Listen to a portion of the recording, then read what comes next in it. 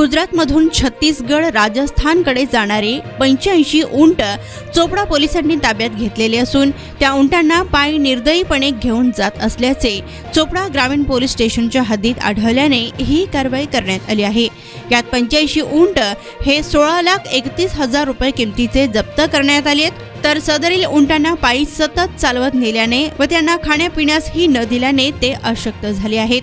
उंटांना निर्दयीपणे वागणूक दिली असल्याने चोपडा ग्रामीण पोलीस स्टेशनला गुन्हेगारावर गुन्हा दाखल करण्यात आलाय।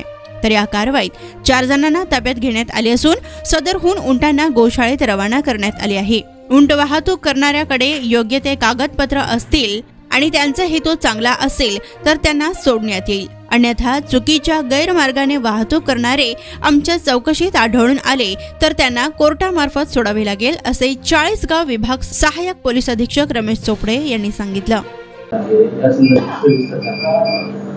ग्रामीण पोलीस स्टेशनच्या अधिकारी मॅडम आहेत, प्रभारी अधिकारी, त्यांनी राजस्थानमधून आपल्या राज्यामध्ये आणि विशेषतः चोपडा ग्रामीणच्या हद्दीमध्ये काही उंट जात होते अशी त्यांना माहिती मिळाली।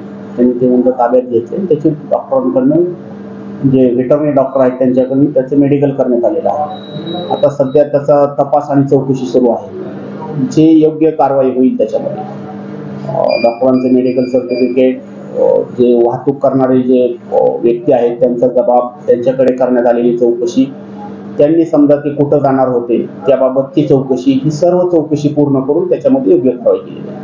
तर मालक जे त्यांचे असतील तर त्यांना कोर्टामार्फत सोडलं जाईल, आपल्या मार्फत सोडलं जाईल, त्यांनी त्याला योग्य ते कागदपत्र सादर केले।